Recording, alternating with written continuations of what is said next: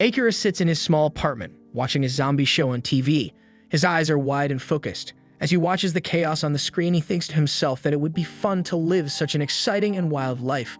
Right now, his real life feels boring and empty. Then the story flashes back to 3 years ago. At that time, Akira is a fresh graduate. He's very happy because he finally gets his dream job. He joins a company as a worker in the production department. On his first day, while Akira walks through the company hallway, by mistake, he bumps into a kind woman from the accounting team.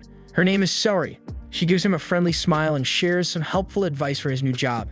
She also wishes him good luck. Her warm words make him feel better and more confident. Later that day after work, Akira joins his new co-workers at a company party in a local bar. People are drinking and talking about their college days and personal lives. Akira listens quietly. Then he sees Saori again at the bar. She looks calm and beautiful. Akira decides he wants to impress her. He thinks that if he works very hard, maybe she will notice him. But the mood starts to change. While Akira sits with his co-workers, they suddenly start to look strange. Their faces turn serious and cold. Their eyes are empty. They look like robots or zombies. Akira looks around and feels confused. Something about the company feels wrong. The people around him work without joy, and they look like they are just surviving. Even though Akira is very tired and has not slept well in days, he decides to keep working hard. He tells himself that he must do his best and show his worth. Soon, Akira learns about the company's so-called employee-friendly rules. They say workers can get paid vacations, take leave on their anniversary, or use mental health days. But Akira knows the truth. These are only lies. Nobody really gets time off. Everyone works day and night, and no one cares about mental health. Akira starts to become more and more tired. He feels like he is losing himself. A year passes. One day, the department chief Kosugi gives Akira a very big task. Kosugi tells him to complete the job in just 1 week because another employee, Takahashi, is out sick. Akira says nothing. He accepts the job. He works non-stop, day and night, without any rest. His face grows pale. His eyes look dull. While he is working, Saori visits him and brings some food. She smiles and tells him that she is the only reason he is still sane. Akira laughs a little and feels happy. But soon his heart breaks when he finds out the truth. Saori is the CEO's mistress. This shocks him. His image of her changes completely. He feels sad and confused. Without Saori to keep him motivated, Akira begins to question everything. He wonders why he is still working at this company. He thinks about quitting, but then he feels guilty. He thinks he should not leave his team behind. He also feels too busy to even think about leaving. As his 3rd year of the company starts, the stress becomes too much. Akira feels very low. He even starts to think about suicide. He watches videos that teach about work safety and employee care, hoping they might help. But nothing seems to make him feel better. One morning, he wakes up tired again. His body feels heavy. He sees a letter at his door. It reminds him that he forgot to pay the fee for his bike space. He slowly gets up and walks to speak to the building manager. But when he opens the door, he finds something terrifying. The manager has turned into a zombie. The zombie jumps at him. Akira screams and runs. Suddenly, the world around him is filled with zombies. People are running. Blood is everywhere. Akira feels scared, but also strangely excited. For the first time in 3 years, he does not have to go to work. He feels free. Akira finds a safe place to rest. As he sits and catches his breath, he starts to think. He wonders how he can enjoy his life now that he is free. He thinks about Saori. Even though she hurt him, he still wants to know if she is safe. He knows it is risky, but he decides to visit her.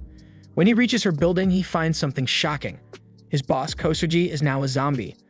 Kosugi attacks him, but Akira fights back. He uses his old rugby skills to push Kosugi out of the window. Kosugi falls and disappears. Akira then sees Saori. She is a zombie too. His heart sinks. Still, he shouts out his love for her, even though she can no longer hear him. That night, Akira walks through the empty streets. The shops are quiet. The air is cool. He enters a store and buys a notebook and a black marker. He walks outside thinking deeply. He finally decides how he wants to live. He will not waste another day. He will do everything he wants before he dies. Akira opens the notebook and writes on the first page, "List of 100 things to do before I become a zombie." Akira wakes up suddenly from a scary dream. His eyes open wide and he sits up on his bed. Then the smile slowly spreads across his face. He remembers something important. He does not have to go to work anymore. The zombie apocalypse has changed everything. Now he feels free. He relaxes in his apartment. He opens a can of beer and takes a long sip, enjoying the taste. While drinking, he starts cleaning up his messy room. He feels happier than before. On the TV, a news reporter tries to explain the chaos outside, but in the middle of the report, a zombie attacks him. The reporter screams and the screen cuts off. Akira watches this but does not panic. He just shrugs and thinks to himself that he needs more beer. When his beer runs out, Akira has no choice. He must go outside to get more. On his way, he passes by a building and sees a couple standing on their balcony. They are not zombies yet. The couple looks scared. Akira tells them he is going to the store to get beer and promises to bring them supplies when he comes back. Zombies are everywhere, but he keeps moving carefully. At the convenience store, Akira finds what he is looking for, cold beer. As he picks up a pack, he notices a girl nearby drinking water. She looks calm and serious. Akira tries to talk to her and maybe flirt a little, but she quickly shuts him down. She tells him clearly that risking his life just for beer is foolish. She says she would never team up with someone who acts so carelessly. Akira just smiles and ignores her words. But suddenly, a group of zombies crashes into the store. Everything turns wild. Just as Akira is about to get caught, the girl grabs his arm and pulls him away from danger. At that moment, a big truck smashes into the store and crushes the zombies. Akira is safe, thanks to the girl's quick thinking. He looks at her and says thank you. But then he sees something that makes him sad. His bike has been destroyed by the truck. Now he has no way to carry his things easily. Later, Akira finds a motorcycle parked nearby. He takes it and drives to the home of the couple he promised to help. When he arrives, the place is a complete mess. Blood is everywhere, and the house looks broken. Akira guesses that the couple is either dead or has turned into zombies. He feels a little heartbroken and disappointed. He goes back to his own apartment. He sits down and takes out his notebook, the bucket list he started. He slowly checks off 33 items he has already done. After that, he gets into bed and rests for the night. In the next scene, the story focuses on the girl who saved Akira. She is doing exercises in her room and listens to emergency broadcasts. She tries to contact a radio station in Los Angeles but fails. She is very careful and serious. She writes down ideas and notes on how to avoid becoming a zombie. She wants to survive smartly. Using binoculars, she watches the streets outside. She studies the zombies and learns how they move. She keeps detailed notes. Later, she heads out to find supplies. On the way, she passes by a shop that sells Sakura Mochi, her favorite snack. She stops for a moment, thinking about buying one. Just then, Akira enters the store singing a silly song about beer. From the girl's camera on her bike, she records the moment. She watches the car crash into the store. Later, at her home, she replays the video and sees Akira just before he entered the store. She smiles a little and wonders if she should have grabbed that Sakura Mochi after all. Inside a club called Showtime, everything is wild and scary. Loud music plays, lights flash, and zombies are everywhere. The staff and the manager named Shu fight hard to stay alive. They push zombies away, trying not to get bitten. The whole place is full of chaos and fear. Meanwhile, Akira is at home doing something silly. He is trying to grow a beard. It is one of the things on his bucket list. He wants to know what he would look like with facial hair. But after looking in the mirror, he realizes the beard looks terrible. He laughs and decides that growing a beard is not for him. As he wipes off the messy beard, his phone starts to buzz. He is surprised to see a message. Wi-Fi is working again. Suddenly, hundreds of messages from the past 3 years pop up on his phone screen. Akira starts reading them one by one. Then he sees a message with a familiar name, Kencho. Kencho is Akira's best friend from college. Seeing his name makes Akira feel something deep inside. Maybe Kencho is still alive. This thought fills Akira with hope. Without waiting, he makes a decision. He will find Kencho.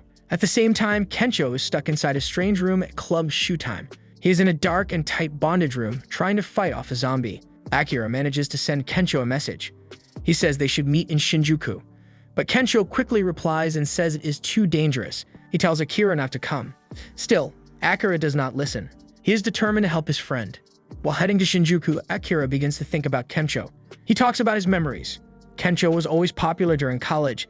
He was friendly, full of energy, and always part of every party. After college, Kencho became a real estate agent.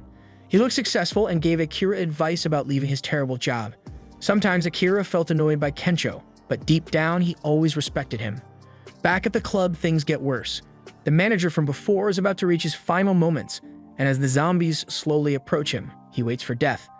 However, a car horn in the distance is enough to distract the zombies and make them leave him alone.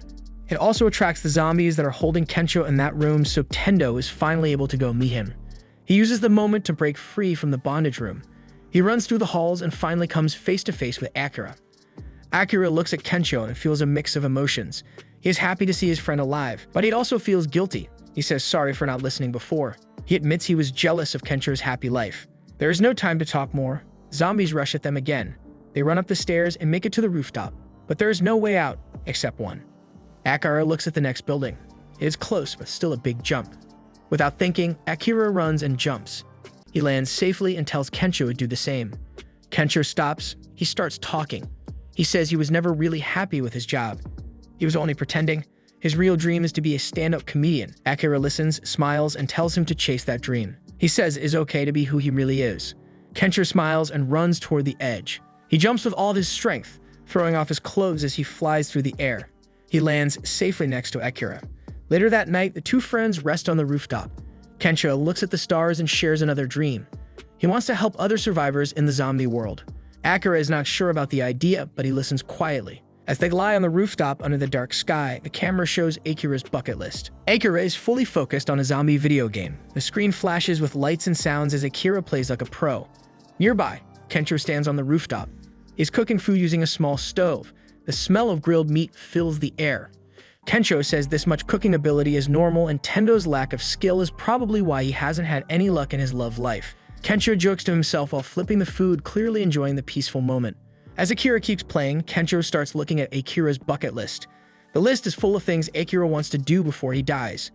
Like seriously, what are the chances of him meeting a flight attendant in the apocalypse, and even more so getting the chance to wine and dine them? It would take some cosmic alignment voodoo to get that to happen. But regardless, Tendo is still going to do whatever he wants to do. Kencho decides to add a few things to Akira's list instead. He says he wants to support Akira after all they've been through, especially after almost dying back at the club. Then, Akira gets excited and suggests they go on a trip to Ikebukuro. There's a special reason. He wants a giant 8K widescreen TV. While they talk, Kencho opens up about something serious. He talks about his real dream of becoming a stand-up comedian. He admits he never truly liked his old job. This makes Akira start thinking too. He wonders if working in video production was ever really his own dream or just something he got stuck in. But just as things seem calm, trouble hits. Out of nowhere, a zombie drives a big truck straight toward them. Tendo has a flashback to what happened back on his beer run, and he gets an idea to jump the tanker. It's a crazy idea, yes, but I don't see Kencho coming up with anything. They manage to jump it, but the tanker explodes in a fiery inferno, forcing them to go into an underground mall to escape the fire. But the mall has a lot of zombies in it, and escape isn't an option anymore, so they jump off the motorcycle and start running to a nearby store with the door slightly open. The zombies chase them, but they manage to make it through and slam the door down on the zombies' fingers. A flashlight turns on. Inside the mall, they find a group of survivors. These people are scared and hopeless. Unlike Akira and Kencho, they are not positive or smiling. They seem like they have given up. But Akira sees a new chance to check off another item from his list: talking to cute girls during the zombie apocalypse. The girls they meet are flight attendants named Rika, Maki, and Yukari. Kencho quickly becomes friendly with them. He flirts with Maki and makes her laugh. Akira watches and feels inspired. Tendo is at a loss for what to do, so he tries to be funny and snorts a whole bottle of alcohol. And that gets everyone in a partying mood. Later, Tendo is puking his guts out when Yurika comes to check on him, and he thinks he might still have a chance. Back with Kencho, he and Maki are getting close. Rika, on the other hand, looks unhappy and tired of everything.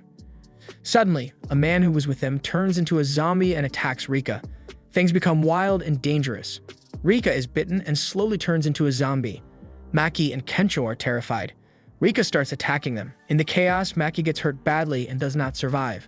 Kencho picks up Rika's suitcase and uses it to protect himself from the attack. While this happens, Yukari speaks to Akira. She opens up about her job and tells him that even though she has a boyfriend, she is not happy. She is struggling with her career and doesn't know what to do. This makes Akira think deeply. He starts to wonder if his old dream of working in production was never truly his own. Maybe it was something he forced himself to believe. Then the zombie man from earlier shows up and attacks Yukari. Akira jumps in to help her. He fights the zombie off, but it's too late. Yukari has already been bitten. She knows what will happen next. She tells Akira to leave her behind. She says she still loves her job, even if things are hard. Akira looks sad, but he listens and walks away. Later, he finds Kencho, who is happily carrying a huge 8K widescreen TV. They walk back to their rooftop hideout together. But Akira is deep in thought.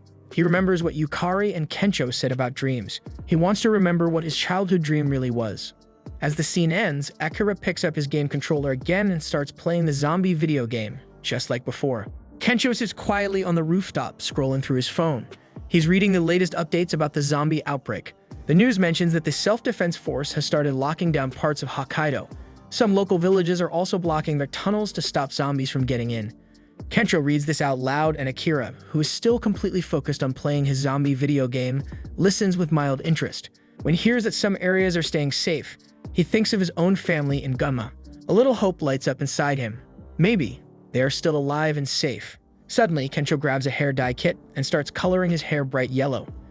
Akira watches him and smiles, feeling the lighthearted energy Kensho always brings even during the end of the world. He tells Kensho about his childhood dream. Ever since he was little, Akira wanted to be a superhero, someone who could fight zombies and protect people. Saying it out loud makes him laugh, but he means it.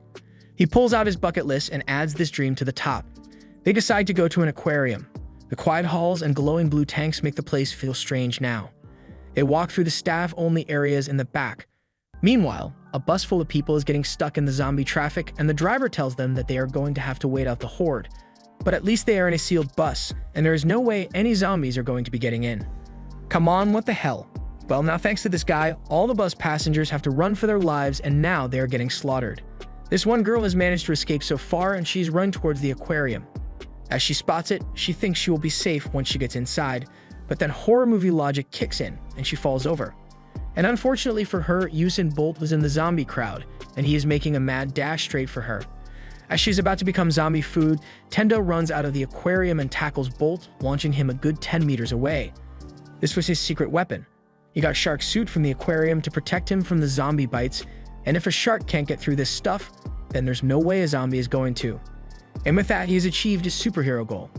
He spots more people who need help and tells all of them to head into the aquarium for safety. And among the people, he notices his second crush there, but he has no time to think about that because Bolt is back for round 2. And while the suit may be able to prevent bites from getting through, it's still going to hurt like hell. And after he falls to the ground, he gets swarmed by the Olympic team, and Kensho just goes, "You are on your own, buddy." Tendo eventually manages to throw the zombies off the bridge and into the river, and luckily for him, they hadn't trained for the triathlon. He heads back into the aquarium, and Kensho greets him like he didn't just leave him out there.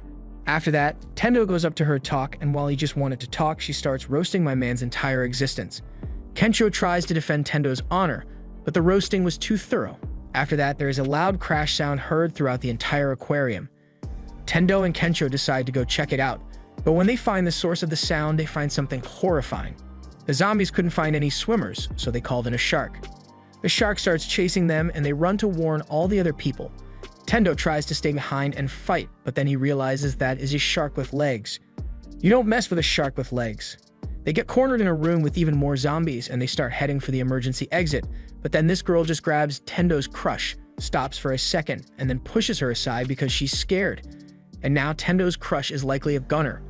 Upon realizing that she isn't in there with them, Kensho tries to go help her, but the door has been warped too much for it to open. He looks around to ask Tendo what he should do, but Tendo already left to help. On the other end, Tendo's crush is faced with a huge shark, and she can only blame herself for not realizing that you never stay with large groups during zombie chase. She has accepted her death, but Tendo hasn't, so he jumps from an air vent and tackles the shark. She is shocked that he would risk his life to come save her even after the roasting she gave him. What reason does he have for coming back? But Tendo doesn't need a reason to help someone, he is just doing what he wants to do. She is amazed by Tendo's resilience and asks him if he's got a plan yet, but he hasn't thought of one. As they run, she comes up with a plan to beat the shark. Since sharks are sensitive to electric charges, if they were to shock it, it would become confused and unable to attack them. While distracting the shark, Tendo gets smacked through a wall and is down for the count, and Kensho is trying to figure out a way to save him before he becomes shark food. So he comes up with a foolproof plan. He's going to bait the shark with his ass.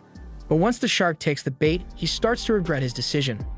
But that distraction was enough to let Tendo get back up, and the girl has finally found some batteries, so she tosses them to him and he uses them to shock the shark silly.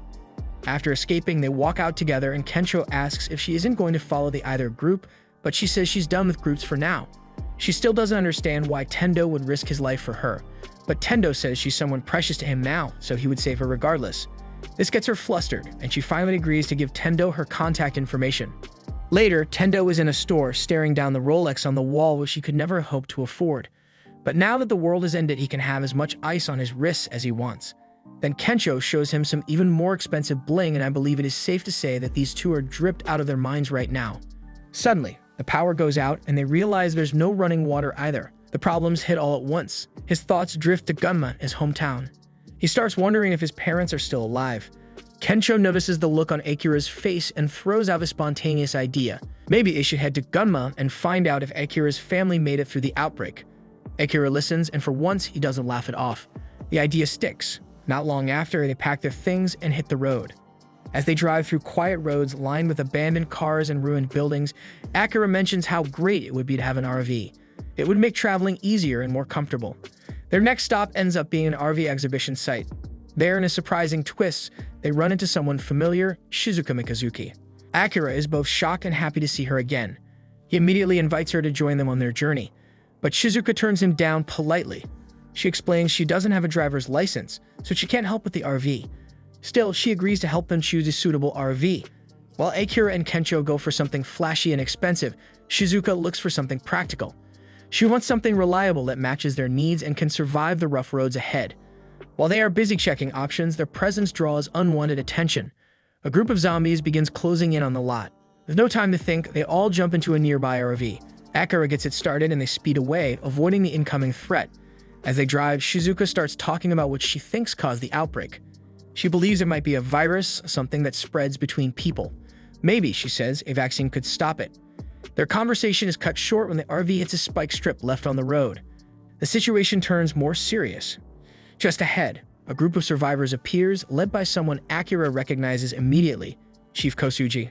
He was Akira's old team leader from his job before everything collapsed. Kosugi is surprised to see Akira alive. He welcomes the group and offers them supplies and shelter at his truck shop. There, they have access to food, tires, and some protection. Akira thanks him, but deep inside, he feels uneasy. Kosugi was never kind. Back when they worked together, Kosugi was the reason Akira was so unhappy. That pain still lingers. As expected, Kosugi's offer comes with a price. He says they can stay and get supplies, but only if they work for him for 2 days. The threat of zombies lurking outside leaves them with no choice. They agree, even though they don't trust him. Kosugi gives Akira a long list of jobs. Meanwhile, Shizuka takes care of Kencho's wounds. She worries that Kosugi might trap them there by finding ways to extend their stay. She knows his type, someone who always wants control. The next day, Akira begins his tasks. He works hard, surrounded by other workers who look tired and lifeless. It's clear they aren't treated well. Akira wants to lift their spirits, even just a little. So in secret, he hides away a few cans of beer he found. His plan is to share them later. Kosugi finds out and questions Akira, angry that he's wasting electricity on chilling drinks. But when his own crew decides to host a welcome party for Akira and his friends, Kosugi backs down, trying to look like a kind leader. Akira observes how Kosugi manipulates situations, even using captured zombies as tools to get more work done. During this time, Kencho and Shizuka talk in private. They try to understand why Akira is putting up with Kosugi again. Now Akira is once again following orders from the same man who once broke his spirit, as he continues working beside zombies. In a memory from the past, a young Shizuka finds a small stray puppy wandering alone on the street. But when she brings the puppy home, her father does not approve. He scolds her, saying it's foolish to care for something so weak during such uncertain times. He believes emotions get in the way of survival and success. That moment stays with Shizuka for years. Back in the present, Chief Kosugi keeps his word and throws a welcome party for Akira and the others. Music plays, people gather, and laughter echoes around the truck shop. Shizuka watches the party from a distance, her expression calm but unreadable. Meanwhile, Akira is pulled into serving the crowd. He debates to act like a waiter, walking around and handing out drinks. Kosugi, sitting at the center like a king, gestures for Shizuka to come over and pour him a beer. Shizuka does what he says. Kosugi smirks and makes inappropriate comments toward her, trying to show his power. She keeps quiet, standing there while he talks. Then Kosugi waves Akira over and asks for another beer. Akira grabs a bottle, but in his rush, he hands Kosugi one that's already empty. Kosugi becomes irritated and mocks Akira in front of everyone. Shizuka stands nearby, lost in her thoughts. Her mind drifts back to her childhood, remembering the strict and cold man her father used to be, a powerful financier who believed in control above all else. She once took care of a sick dog named Rue, hiding it in her room. She loved that dog and looked after it until it was strong again. Then one day, she told her father about her dream of becoming a doctor, inspired by how she had helped Rue heal. But instead of supporting her, her father said the idea wasn't practical. It wasn't profitable. He then had Rue taken away and put down. These memories show how Shizuka has always lived under someone else's rules. Her father demanded obedience. Every decision she made was based on fear of rejection or failure. Even if she hated it, she followed his path, believing it was the only way to survive. At the party, Kosugi tries to convince Akira to stay with him permanently. He says working under his leadership is better than risking life with unreliable friends. The offer sounds like safety, but it also sounds like control, just like Shizuka's father. Shizuka recalls how her father used to point at the poor and warn her not to end up like them. That's when she finally realized she wasn't living her own life. She was helping her father get what he wanted. Later that night, while resting inside the RV, Shizuka finds Akira's handwritten bucket list. She quietly reads through it, smiles a little, then adds her own entry. The next morning, she stands up to Kosugi and calmly says that after their 2 promised days at work, Kensho and Akira are leaving. Kosugi doesn't argue, but surprise follows. Akira says he wants to stay longer. He feels like he owes Kosugi something after all the help. Before they leave, Shizuka talks privately with Akira. She tells him about Kosugi's true intentions and how he reminded her of her father. She thanks Akira for helping her see things more clearly. Then she hands him back his bucket list and asks him what he really wants. Akira opens the list and sees what Shizuka wrote: confront Kosugi. Kosugi tries to take Akira's list and manipulate it, but Akira holds onto it tightly. He looks Kosugi in the eyes and says thank you for the help, but he's leaving. Kosugi warns him that life outside is dangerous and that he won't last. But Akira doesn't back down. He would rather face danger with true friends than live like a servant under Kosugi. Just then, a delivery truck arrives, packed with supplies. One of Kosugi's workers is bitten by a hidden zombie inside. Panic spreads as the infection breaks out. Akira reacts quickly, gathering the crew and forming a barrier to protect the others. In the chaos, Akira even saves Kosugi from being bitten. After the fight, the workers who had followed Kosugi decide they had enough. They walk away from him, leaving him behind. Kosugi loses control of his group. With nothing holding them back, Akira, Kensho, and Shizuka get into their RV and drive off. Their next destination is Gunma. Akira looks ahead, thinking about his parents and hoping they are still alive. The road is dangerous, but now he is finally living life on his own terms. While traveling toward Gunma, Akira, Shizuka, and Kensho take a break from their journey to enjoy one of the fun goals on their bucket list, number 27, paddleboard yoga on a calm river. The sun shines softly overhead and the water reflects the clear blue sky. The group balances carefully on their paddleboards while striking awkward poses, laughing at each other's attempts. It's a peaceful, lighthearted moment. After a relaxing session, they pack up their gear and get back into the RV, ready to continue their trip.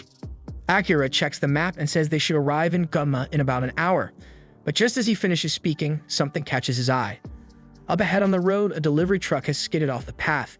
One tire is flat, and the vehicle is surrounded by a swarm of zombies. Without a second thought, Akira jumps into action. He suits up in his signature shark costume and gets ready to charge in, planning to rescue the driver like a superhero. But before Akira can make his move, the truck's door bursts open with a loud bang. Everyone watches in shock as a figure in red samurai armor leaps out of the truck.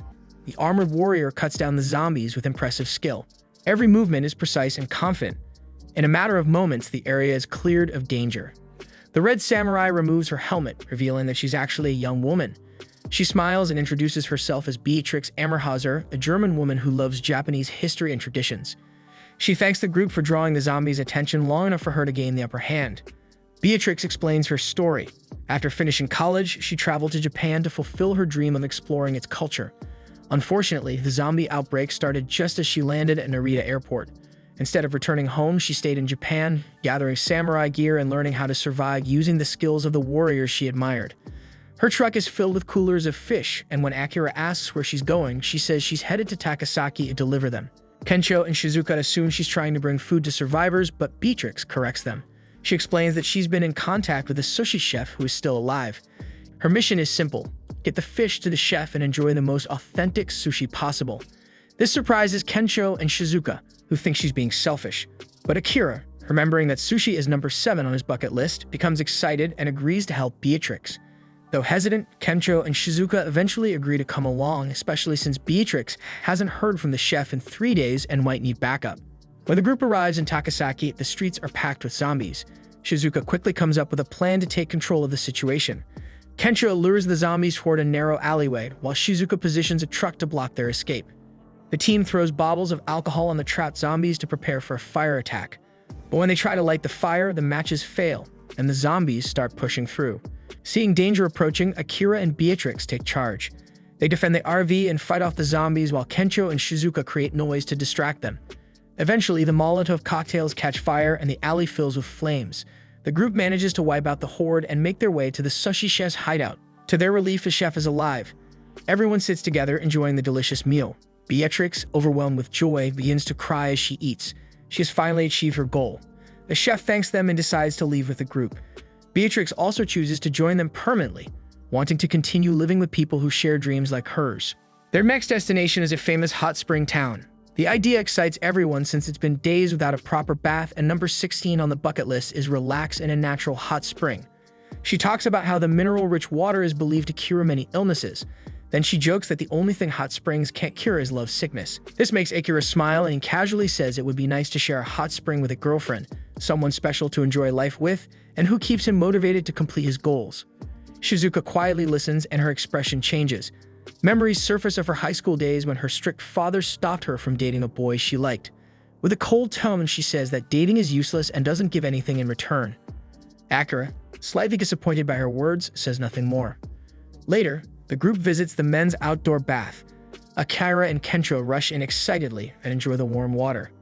But when Beatrix checks the women's bath, she discovers that the hot water isn't working. Shizuka now has no place to bathe.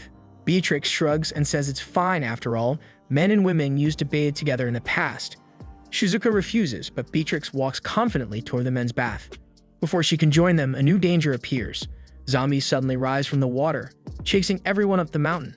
The group runs for safety and hides on higher ground as night falls. With no fire and nowhere else to go, they wait silently for morning. In the middle of the night, Akira wakes up feeling thirsty.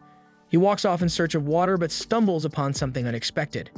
Tucked in the forest, he finds a natural hot spring still full of warm water. Relieved, he steps in. But to his surprise, someone else is already there. It's Shizuka. Startled, Shizuka thinks Akira followed her. She quickly accuses him of spying, but Akira calmly says he just wanted a bath and didn't know she was there. After a moment, Shizuka relaxes and lets him stay. The two sit quietly in the hot water, steam rising around them. Breaking the silence, Shizuka speaks honestly. She apologizes for the way she spoke about love earlier. She explains that her father's strict rules taught her to block out her emotions and avoid forming close bonds. But when she saw Akira being so kind and open with others, it made her feel jealous. That's why she lashed out. Akira listens closely, touched by her words. He tells her she's being surprisingly honest. Shizuka reflects and says that if she ever falls in love, it would have to be with someone she could be honest with, someone who makes her feel safe enough to open her heart. As soon as she says it, she realizes how it sounds like a confession. Akira also picks up on it, and for a moment, things grow quiet and a little awkward between them. Suddenly, Kensho and Beatrix appear from the trees. They see Akira and Shizuka together and quickly jump to conclusions, thinking the two sneaked off for romantic reasons. Laughing, they dive into the spring too, saying they don't want to miss out on such a special moment. Akira and his friends finally reach the area near Gunma. Akira feels nervous. He has not seen his parents since he started working.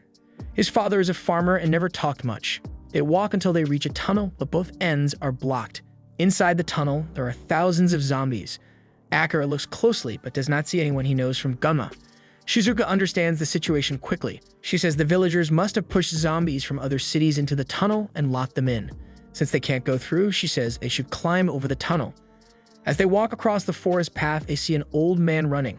A huge zombie boar chases him. Beatrix quickly jumps in and kills the boar with her weapon. The old man thanks her. His name is Masaru Kumano. He tells them he ran away from the city and started living in the forest to avoid zombies. He is building a large treehouse in the trees to stay safe. He remembers that building a treehouse is number 23 on his bucket list, so he tells everyone they should stop and help the old man. Kensho joins in right away. Together, they start working with Kumano. Kumano teaches them how to work with wood. He says they must listen to the wood as if it speaks. Akira thinks deeply and imagines what it would be like to hear the whole world like that.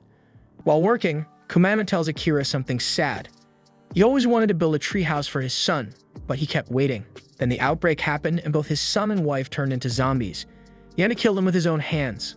Akira feels sorry and tries to comfort him. Later, Shizuka and Beatrix also help. Soon the group finishes a beautiful and strong treehouse. Shizuka thinks Akira may want to stay and live there, but Akira surprises her. He says he wants to go to the village and spend time with his parents instead. The group says goodbye to Kumano and leaves. They walk through the mountains until they reach the village. Everything looks empty. Akira runs to the main hall in fear. But inside, he sees people partying in their underwear. Everyone is alive and fine. He finally finds his parents, Teru and Akiko. Overwhelmed, Akira starts crying. He thanks them for raising him with love. His father responds by hitting him gently on the head and tells him to stop being emotional. Then he walks away to work in the field. Later, Akiko cooks a meal for everyone. She explained that their village was so far away from cities that the virus couldn't reach easily. Some people from the city tried to escape here, but some were already infected. Those infected ones are now trapped in the tunnel. Akira doesn't eat right away. He wants to make up for the love and care his parents gave him. It's number 31 on his list. He tries to help his mother clean, but she refuses, so he helps his father on the farm instead. But Teruo doesn't say much. As the sun sets, Akira sees that his father has a cut on his hand, but Teruo hides it. Later, they carried vegetables to the village square. There, Akira sees 4 young people from the city. One of them looks familiar. A flashback shows this man's past. He is someone who gave up on working. He failed to find a job after college and slowly stopped trying. Instead of blaming himself, he blamed society. When the zombie outbreak began, he felt free. Not just from work like Akira, but from the entire system. The guy began gathering cigarettes and other supplies. Soon he met 3 other people who felt the same. They made their own bucket list, but it was full of crimes, drugs, violence, even worse. They saw the zombie world as a time with no rules, like an endless summer break. Now, late at night, the guy and his group walk toward the tunnel full of zombies. Akira is feeling good with his new dreadlocks thanks to Sakura, the hairstylist, Nagisa Kaneshiro, a makeup artist, and Ayume. The crew talks with Akira and his mom, sharing their stories. Nagisa gets emotional when she tells them how she was working on a zombie movie set when the outbreak started. She breaks down in tears. Ayumi comforts her and talks about how the village is different from the city. Meanwhile, Shizuka is in the kitchen with Tom, an older woman cooking rice. They chat about their different ways of cooking rice when old man Heiko, the village elder, bursts in, confused, and hugs Shizuka, thinking she is his granddaughter. Tom kicks him out, but soon another man walks in with a cut on his hand. Shizuka helps him. It turns out that everyone in the village now thinks Shizuka is a doctor. Soon, even Heiko comes to her for help. Kensho is working with fertilizer outside when he spots a little girl sitting alone with her dog. A villager tells him the girl's name is Anju. She lost her parents in the outbreak and hasn't smiled for days. Kensho, being his usual cheerful self, decides to cheer her up. He cracks jokes and juggles small Daruma figures, and finally he gets her to giggle a little. They become friends. Beatrix is given a tour of the water mill by an old lady. The mill keeps the village's lights on, but the power is barely enough. The villagers have set up an electric fence to keep out zombified animals. Beatrix is warned never to touch the circuit breaker. Later that night, Kensho checks on Akira while he works in the field. They spot someone they know, a man named Kanta Higurashi. Higurashi was an old college friend who dropped out and became a NEET. Kensho waves at him, but Higurashi ignores them and walks away, clearly angry. He has always been jealous of Akira and Kensho for being popular in school. Now Higurashi is planning something. That evening, Akira and his father, Teruo, sit on the balcony. Akira offers his dad a drink. Teruo accepts and Akira notices how much older his father looks. Feeling guilty, Akira apologizes for how wrong he was about the city. He says he wants to stay in the village and help. Teruo shuts him down again, making Akira angry, but he holds back. Instead, he asks his dad about his dreams. To Akira's surprise, Teruo admits he always wanted to be an astronaut but didn't have the brains for it.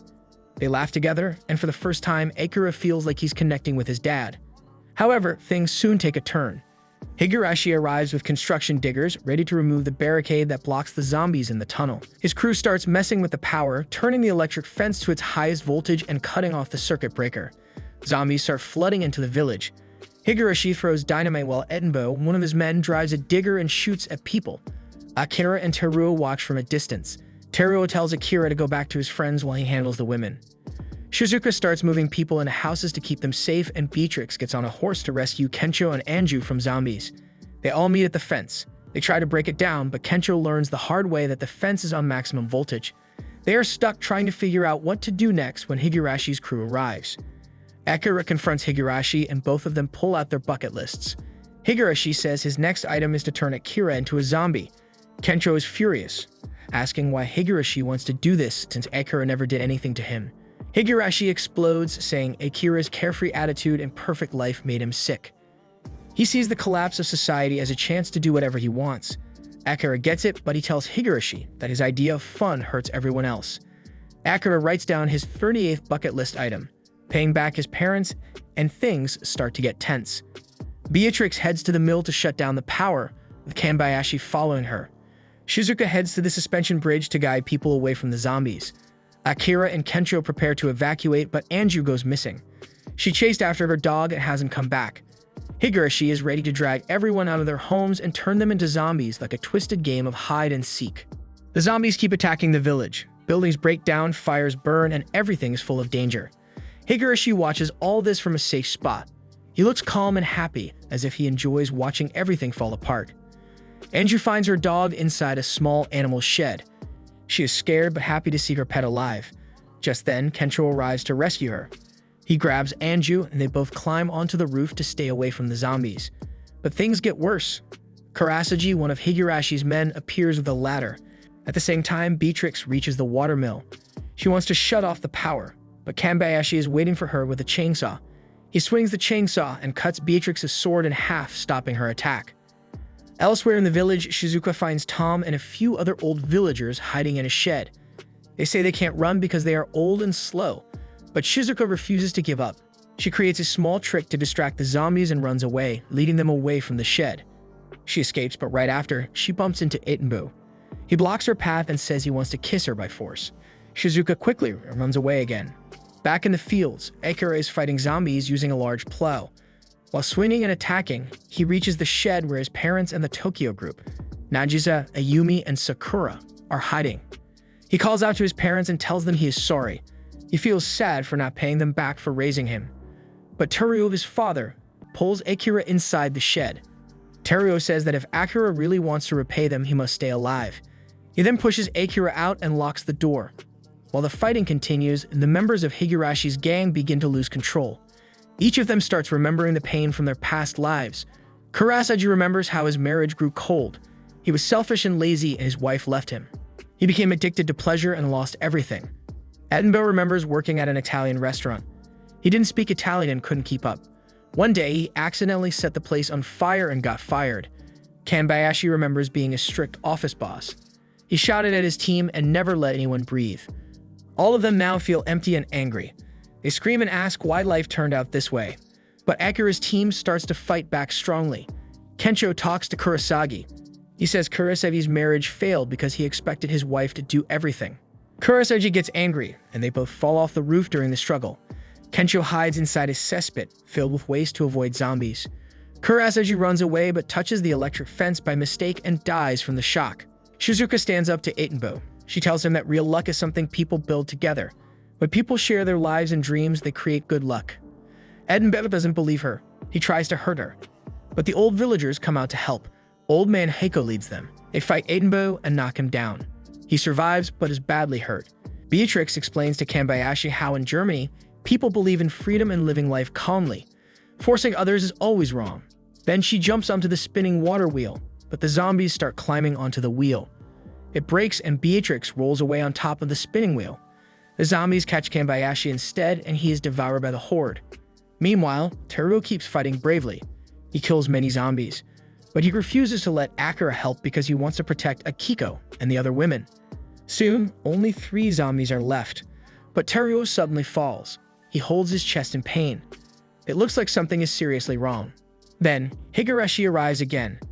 Higurashi gives Akira a cruel choice. Either Akira comes out and gets eaten by the zombies, or Teruo will be the one they feed on. The next scene begins with Higurashi's past. When he is a young boy in elementary school, he has friends. He enjoys playing with them near the pool. But as he grows older, things change. He starts to feel shy and alone. Even though he wants to connect, his quiet nature pulls him away. In college, he tries to fit in by joining clubs and doing activities, but nothing feels right. Then he sees Akira, who is always in the center of attention with his rugby team. Everyone likes Akira, and he's full of life. Higurashi feels jealous and thinks Akira should be alone too, just like him. Back in the present, Teruo still refuses to open the door. Akira pleads with his father, saying he hasn't paid him back for all the years he raised him.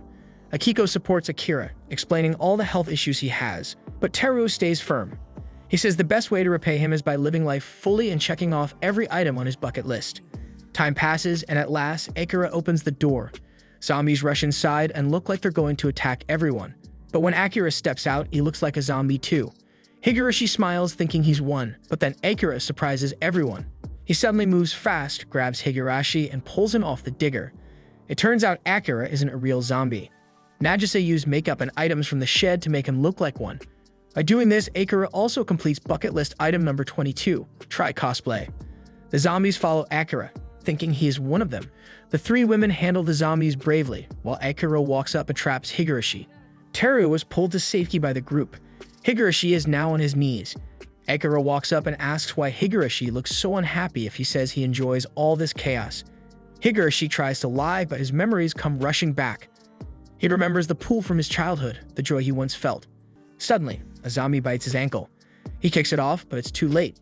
He knows he's infected. As the zombies get closer, Akira asks him what he truly wants. At last, Higurashi admits he only wanted friends. Akira tells him he is foolish. He tried to be his friend, but Higurashi always ran away because of his own problems. Showing real empathy, like Teruo wanted, Akira hugs Higurashi. He promises to take him to a pool someday. Higurashi cries. Then he runs straight into the zombie group, leading them away from the village. Later, he stands near a river and imagines himself back at the pool. He sees Akira in the water, smiling. Higurashi finally feels at peace. He jumps into the water and disappears. Akira, Kensho, Shizuka, and the others gather at the fence with the last villagers. But many zombies are chasing them. Just in time, Beatrix arrives on the spinning water wheel. She crashes it into the fence, creating an opening. Everyone escapes into the forest, but the bridge to safety is broken. They are about to be trapped. Suddenly, Commando appears. He sees the zombie mess and brings a new bridge. He throws one side over. Akira and Kensho hold it steady as the villagers cross. Then they jump, hit the cliff wall, but climb up safely because Commando's end holds strong. As they climb, Kensho says Higurashi was silly to chase friendship that way. Akira says he understands. He could have ended up like Higurashi if he stayed in that harsh job. At the top, Teruo waits. He smiles proudly, and Akira checks off her pay parents on his list. The villagers trap the last zombies in a tunnel and seal it. Commando says he will stay and help rebuild the village. Shizuka is surprised. Tum says Shizuka's care gave them new hope. Anju thanks Kensho for his jokes and the courage they gave her. Kensho checks off become a stand-up comic. Later, Akira sits beside Teruo, who is asleep. Akiko says Teruo was always worried about him. Akira asks what's wrong with his dad. Akiko says it's just hemorrhoids, nothing serious. But Teruo refuses surgery. Feeling fresh and ready, Akira decides to leave the village. He wants to follow Teruo's dream and find a cure for the zombie virus. Everyone is unsure, but Teruo gives his blessing. Akira adds get dad surgery to the bucket list and tells everyone to write their goals. Shizuka wants to become a doctor. Kensho wants to bring laughter. Beatrix wants to bring nature back to Japan. The list now has 86 items. The next day, they prepare to leave. The whole village comes to say goodbye. Shizuka tells Hiko she's not Akimi. Kensho promises Anju he'll return with more laughs. Akira says goodbye to his parents and promises to come back with a cure. As they walk away, Akira admits he has no idea how to find a cure. So they decide to just go north. In a short Where Are They Now scene, other survivors are shown. Meanwhile, Akira's group keeps smiling as they travel. Soon, they head toward Hokkaido.